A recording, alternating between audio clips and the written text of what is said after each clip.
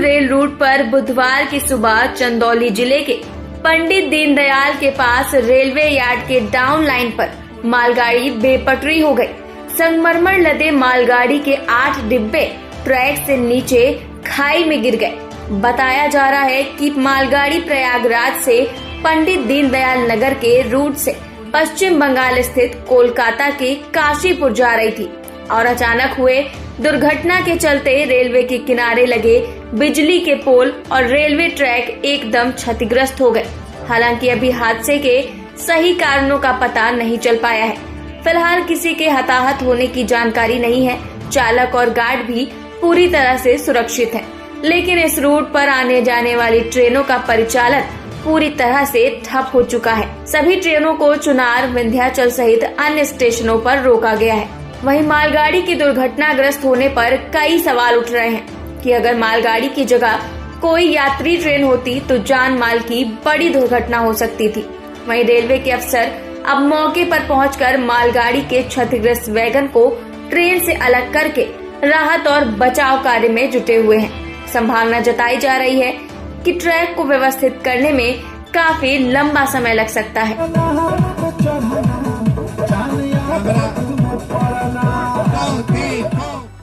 Bhojpuri film industry के jubilee star Dinesh Lal Yadav Nirahua Prayagraj की सड़क पर Bigg Boss fame Akshara Singh, Shruti Rao के साथ मस्ती करते और झूमते नाचते नजर आए। ये वीडियो सोशल मीडिया पर काफी वायरल हो रहा है।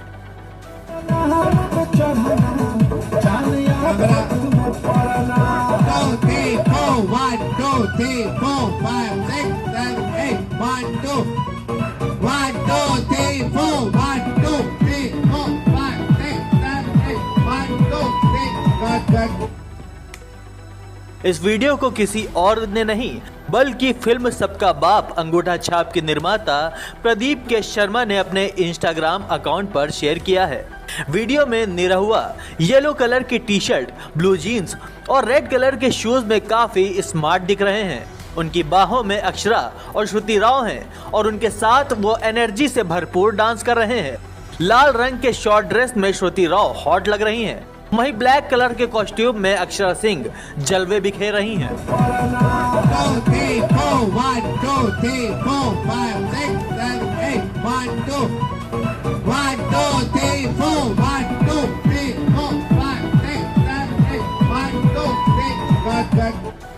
ये वीडियो दरअसल निरहुआ, अक्षरा सिंह, श्रुति राव स्टारर फिल्म सबका बाप अंगूठा छाप की शूटिंग के दौरान लिया गया है, जहां तीनों सितारे फिल्म के एक डांस नंबर के लिए रिहर्सल कर रहे हैं।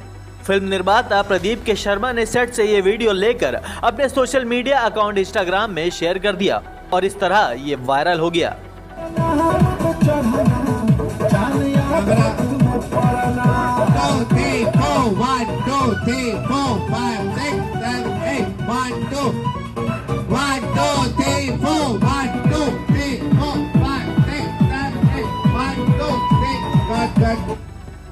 आपको बता दें कि निर्माता प्रदीप के शर्मा की इस फिल्म की सह अभिनेत्री अनीता शर्मा और पदम सिंह है।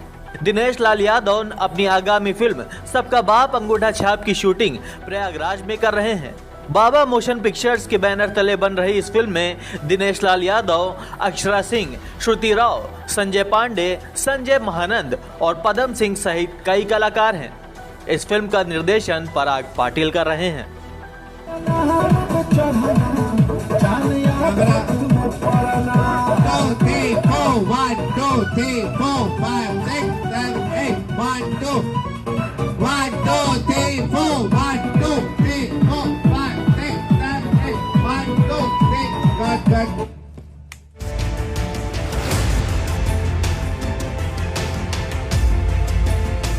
प्रयागराज के फाफामऊ में दलित परिवार के 4 लोगों की नृशंस हत्या के बाद अब राजनीति चरम पर है।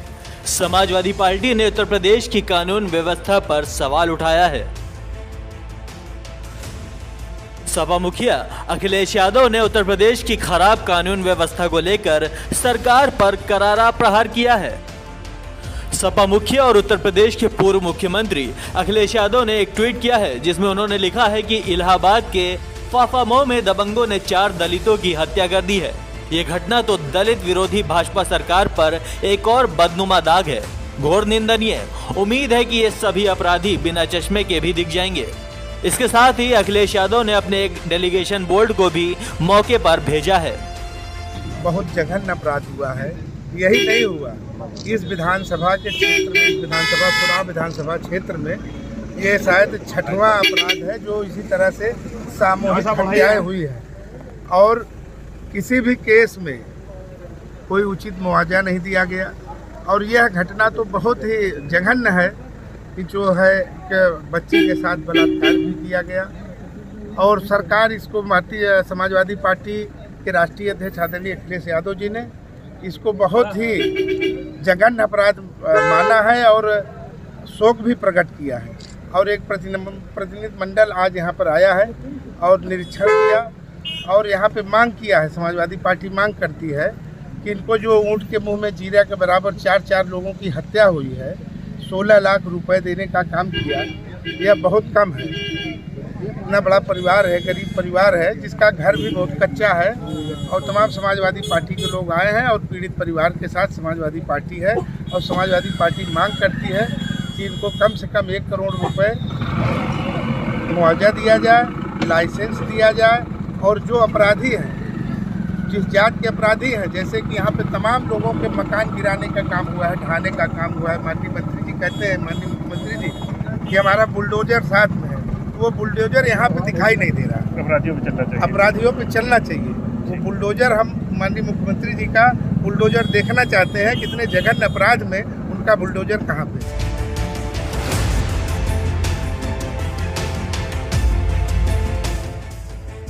रामपुर के पशुपालक इन दिनों खराब दौर से गुजर रहे हैं। वजह है 9000 से ज्यादा दुधारू पशुओं का अचानक बांझ हो जाना। जी हाँ, रामपुर की आबोहवा में न जाने ऐसा क्या हो गया कि एक के बाद एक हजारों पशु बांझ होते चले गए और यही वजह है कि पशुपालक इन दिनों काफी बुरे दौर से गुजर रहे हैं। हालांकि पशु चिकित्सालय की ओर से ऐसे बांझ पशुओं का गांव-गांव कैंप लगाकर इलाज कराया जा रहा है और अब तक लगभग 1000 बांझ पशुओं का इलाज भी किया जा चुका है। आपको बता दें कि पशु के प्रजनन के लिए सही मात्रा में कार्बोहाइड्रेट, प्रोटीन, खनिज पदार्थ, विटामिन और पानी की बेहद आवश्यकता होती है। लेकिन फसलों में रासायनिक उर्वरक और कीटनाशक के इस्तेमाल से पोषक तत्व खत्म हो रहे हैं। पोषण की कमी, खनिज तत्वों और जिंक की कमी से पशु गिरबित नहीं हो पाते।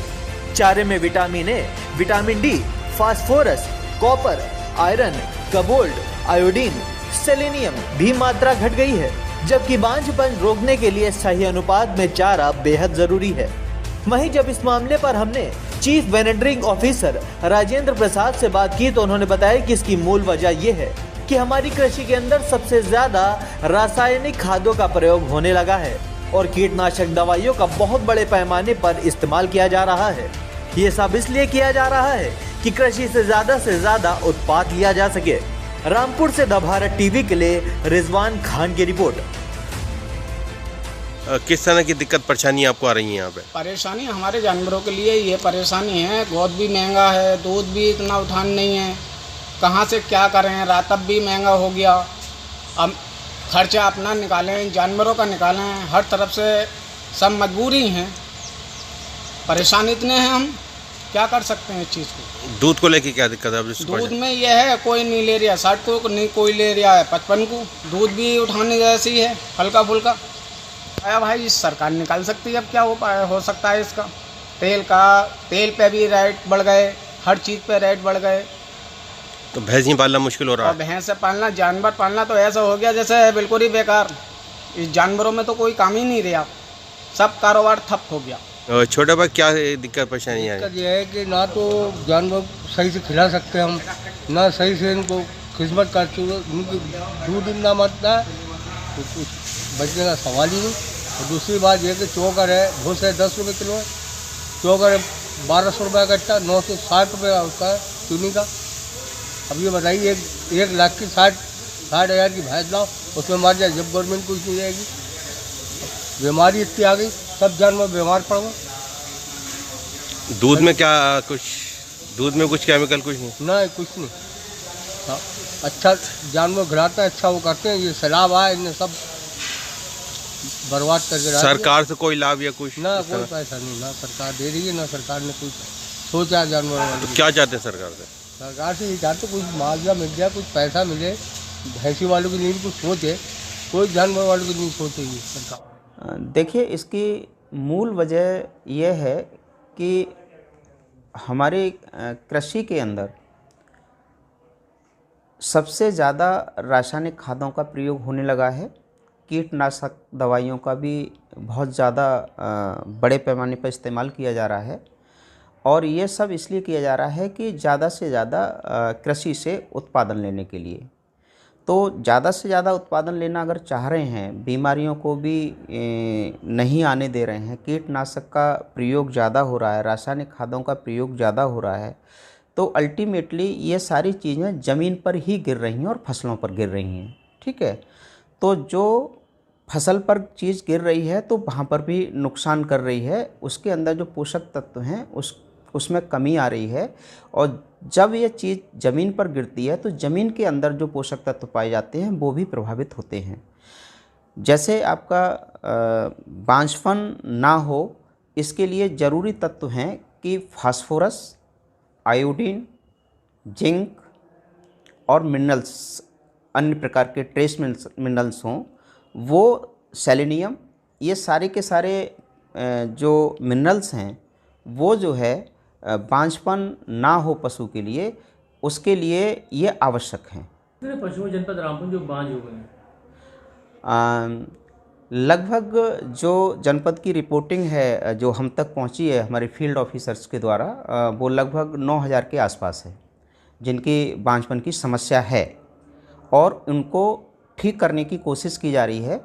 कोशिश करने पर लगभग 1000 पशु स्वस्थ हो चुके हैं। जो बांझपन की समस्या है वो दूर हो चुकी है। उत्तर प्रदेश में भ्रष्टाचार अपनी चरम पर है, और ये भ्रष्टाचार समय समय पर अपनी परतें खुद ब खुद खोलता रहता है। ताज़ा मामला शाहजहांपुर का है, जहां रामगंगा नदी पर बना कोलाघाट पुल भ्रष्टाचार का बोझ नहीं सह पाया और भरभरा कर गिर गया। जी हां, शहर के मिर्जापुर थाना क्षेत्र में रामगंगा और बहगुल नदी पर बना 2 किलोमीटर लंबा कोलाघाट पुल रविवार की देर रात अचानक गिर गया। हादसे के समय पुल पर एक कार गुजर रही थी जो बीच में ही फंसी रह गई। कार में 5 लोग भी सवार थे, लेकिन गनीमत रही कि उन्हें सिर्फ मामूली चोटें ही आई हैं।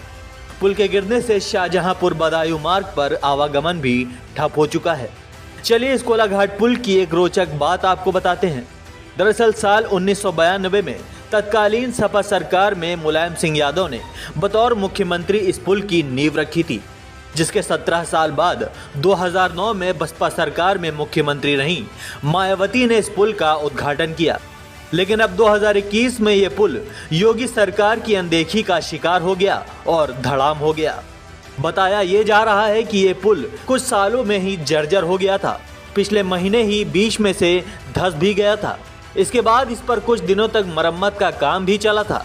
पुल के दोनों ओर पक्की दीवार बनाई गई थी, लेकिन पुल की दोबारा जांच न करने से ये हादसा हो गया। तो ये साफ तौर पर कहा जा सकता है कि योगी सरकार खुद तो विकास करती नहीं और पिछली सरकारों की विकास की इबारतों को धराशायी करने में लगी रहती है। आपको बता दें, ये पुल अपनी नींव डलने के समय से ही राजनीति का शिकार रहा है।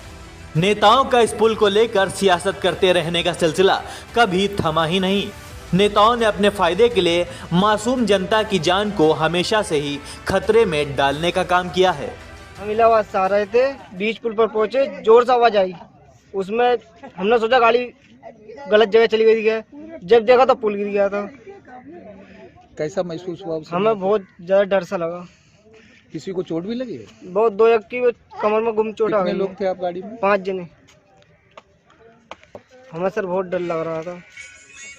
हमने सोचा आज तो गए, बचेंगे नहीं। जब देखा हमने चाहते पूछा, कोई दिखाई नहीं दे रही। एक गाड़ी और स्पीड से आ रही थी, उन्हें आवाज दी हमने, वो गाड़ी रुक गई ठोर वहीं।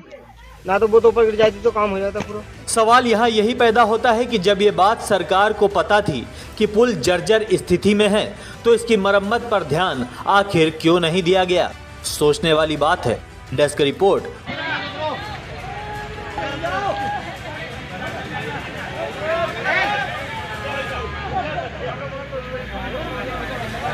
यूपी में दबंगई अपने चरम पर जा पहुंची है। योगी राज में दबंगों के हौसले इतने बुलंद हैं कि वो खुलेआम गुंडाई कर रहे हैं, लेकिन प्रशासन है कि शासन के डर से आंख बंद किए बैठा है। ताज़ा मामला ललितपुर से है, जहां दबंगई से परेशान एक किसान ने कलेक्ट्रेट परिसर में पेड़ पर चढ़कर फांसी लगाने की कोशिश की।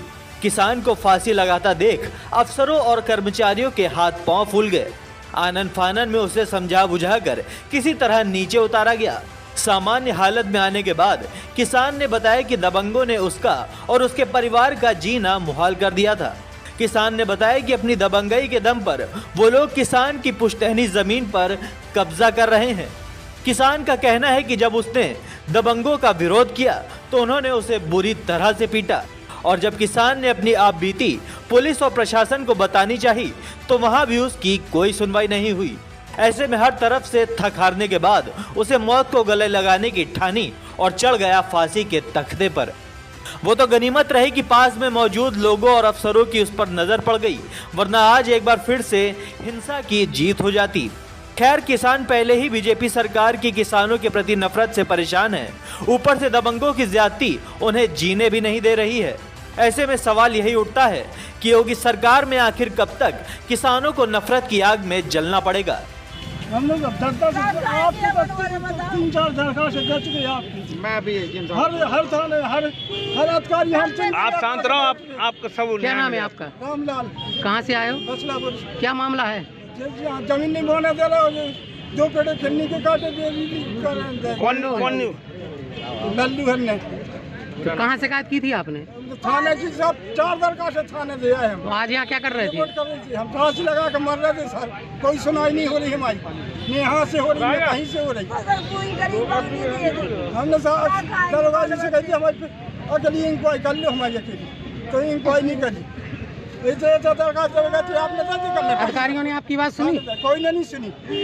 ऐसे शिकायत करी अब हाल कल तुमने दे पैसा। कौन कह रहा था? दरखास्त साहब को। कौन से साहब? किसके पास गए थे? ये तो सामने है। एसडीएम किसके? कानपुर के बाद अब उन्नाव में भी जीका वायरस ने दस्तक दे दी है। दरअसल उन्नाव के शुक्लागंज में रहने वाले एक युवक में जीका वायरस की पुष्टि हुई है। पहला मरीज मिलने से स्वास्थ्य महकमे में हड़कंप मचा हुआ है। बताया जा रहा है कि मरीज को कई दिनों से बुखार आ रहा था। 3 दिन पहले ही कानपुर में उसकी जांच हुई थी, जिसके बाद स्वास्थ्य विभाग के पर्यवेक्षक ने जीका वायरस की पुष्टि की। वहीं संक्रमण की पुष्टि होने के बाद स्वास्थ्य विभाग ने युवक को उपचार के लिए जिला अस्पताल में डेंगू वार्ड में भर्ती कराया है। बता दें कि उन्नाव की शुक्लागंज के मिश्रा कॉलोनी के रहने वाले राजेश कानपुर के लाल बंगला में एक धागा फैक्ट्री में कार्य करते हैं। 1 सप्ताह पहले ही बुखार और आंखों में जलन जैसी समस्या हुई, जिस पर फैक्ट्री प्रबंधन ने 13 नवंबर को डेंगू और अन्य जांचें कराई और डॉक्टर ने घर पर बेड रेस्ट करने की सलाह दी। वहीं मंगलवार देर शाम उन्नाव जिला अस्पताल के स्वास्थ्य विभाग पर्यवेक्षक ने राजेश के जीका वायरस से संक्रमित होने की पुष्टि की। इसके बाद स्वास्थ्य विभाग ने युवक को उपचार के लिए जिला अस्पताल के डेंगू वार्ड में भर्ती कराया, साथ ही घर में मौजूद अन्य लोगों को आइसोलेट कर दिया। वहीं आज लखनऊ से स्वास्थ्य विभाग की एक टीम उन्नाव पहुंची और मरीज के परिजनों का सैंपल लिया गया और साथ ही मरीज के घर के आसपास दवाओं का छिड़काव कराया गया। परिजनों के साथ ही मरीज के घर से 400 मीटर के दायरे में रहने वाले 100 लोगों की सैंपलिंग कराई गई। जांच के लिए सैंपल KGMU भेजे जाएंगे।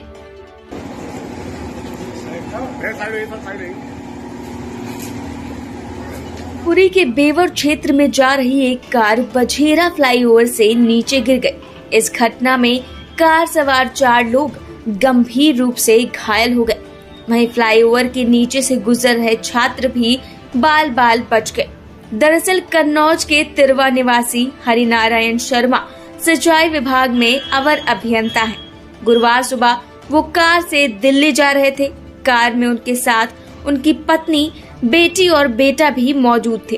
कार को हरिनारायण शर्मा खुद चला रहे थे। सुबह करीब 7:30 बजे कार बेवर क्षेत्र में बझेरा फ्लाईओवर पर पहुंची। तभी असंतुलित होकर डिवाइडर से टकराने के बाद सड़क के दूसरी तरफ फ्लाईओवर के नीचे गिर गई। कार गिरने की आवाज सुनकर आसपास के लोग मौके पर पहुंच गए। कार में फंसे लोगों को बाहर निकाला गया। वहीं जानकारी मिलने पर पुलिस भी मौके पर पहुंच गई और एम्बुलेंस के जरिए घायलों को अस्पताल पहुंचाया गया, जहां मां और बेटी की हालत बेहद गंभीर बताई जा रही है। वहीं कार चला रहे हरिनारायण शर्मा ने बताया कि वो डिवाइडर की साइड में चल रहे थे, तभी अचानक उन्हें झपकी आ गई, जिससे कार डिवाइडर से टकरा गई। उन्होंने कार को संभालने की कोशिश की, लेकिन कार सड़क के दूसरी तरफ जाकर रेलिंग को तोड़ती हुई डिवाइडर के नीचे गिर गई। वाराणसी DDU रेल रूट पर बुधवार की सुबह चंदौली जिले के पंडित दीनदयाल के पास रेलवे यार्ड के डाउन लाइन पर मालगाड़ी बेपटरी हो गई। संगमरमर लदे मालगाड़ी के 8 डिब्बे ट्रैक से नीचे खाई में गिर गए। बताया जा रहा है कि मालगाड़ी प्रयागराज से पंडित दीनदयाल नगर के रूट से पश्चिम बंगाल स्थित कोलकाता के काशीपुर जा रही थी और अचानक हुए दुर्घटना के चलते रेलवे के किनारे लगे बिजली के पोल और रेलवे ट्रैक एकदम क्षतिग्रस्त हो गए। हालांकि अभी हादसे के सही कारणों का पता नहीं चल पाया है। फिलहाल किसी के हताहत होने की जानकारी नहीं है। चालक और गार्ड भी पूरी तरह से सुरक्षित हैं, लेकिन इस रूट पर आने जाने वाली ट्रेनों का परिचालन पूरी तरह से ठप हो चुका है। सभी ट्रेनों को चुनार, विंध्याचल सहित अन्य स्टेशनों पर रोका गया है। वहीं मालगाड़ी की दुर्घटनाग्रस्त होने पर कई सवाल उठ रहे हैं कि अगर मालगाड़ी की जगह कोई यात्री ट्रेन होती तो जान माल की बड़ी दुर्घटना हो सकती थी। वहीं रेलवे के अफसर अब मौके पर पहुंचकर मालगाड़ी के क्षतिग्रस्त वैगन को ट्रेन से अलग करके राहत और बचाव कार्य में जुटे हुए हैं। संभावना जताई जा रही है कि ट्रैक को व्यवस्थित करने में काफी लंबा समय लग सकता है। गाजियाबाद में बाइक पर आए 2 चेन स्नैचर्स जब चेन खींचने में नाकाम हो गए और लोगों के बीच घिर गए तो उन्होंने पिस्तौल निकाली और लोगों को डराते हुए वहां से फरार हो गए। अब इस घटना का वीडियो सोशल मीडिया पर तेजी से वायरल हो रहा है। दरअसल गाजियाबाद के साहिबाबाद में रजनीगंधा अपार्टमेंट के पास चेन स्नैचर्स ने महिला से चेन छीनने की कोशिश की। हालांकि वो इसमें कामयाब नहीं हुए और लोगों ने उन्हें घेर लिया और खुद को लोगों के बीच घिरता देखकर दोनों स्नैचर्स ने पिस्तौल निकाली। वहां मौजूद लोगों को बदमाशों ने पिस्तौल दिखाकर धमकाया और फिर बाइक पर सवार होकर वहां से भाग निकले।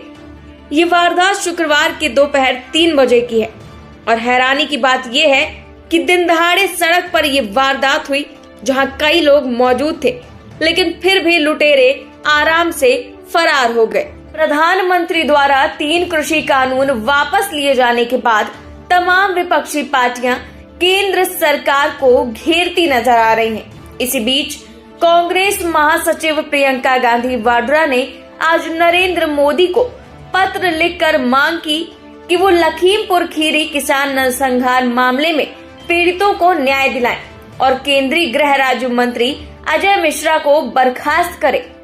लखीमपुर किसान नरसंहार में अन्नदाताओं के साथ हुई क्रूरता को पूरे देश ने देखा। आपको ये जानकारी भी है कि किसानों को अपनी गाड़ी से कुचलने का मुख्य आरोपी आपकी सरकार के केंद्रीय गृह राज्य मंत्री का बेटा है। महोदय, मैं लखीमपुर के शहीद किसानों के परिजनों से मिली हूँ। वे असहनीय पीड़ा में हैं। सभी परिवारों का कहना है कि वे सिर्फ अपने शहीद परिजनों के लिए न्याय चाहते हैं। प्रियंका ने मांग की कि देश भर में किसानों के खिलाफ हुए मुकदमों को वापस लिया जाए और सभी शहीद किसानों के परिवारों को आर्थिक मदद की जाए। बता दें कि प्रधानमंत्री नरेंद्र मोदी डीजीपी सम्मेलन में हिस्सा लेने के लिए यहां पर आए हैं। इसी कार्यक्रम के लिए वो शुक्रवार रात राज्य की राजधानी लखनऊ पहुंचे। इसी सम्मेलन में केंद्रीय गृह राज्य मंत्री अमित शाह भी हिस्सा ले रहे हैं। इसी को देखते हुए प्रियंका ने शनिवार को पत्रकारों से बातचीत की और कहा कि प्रधानमंत्री जी लखनऊ आए हैं और मैंने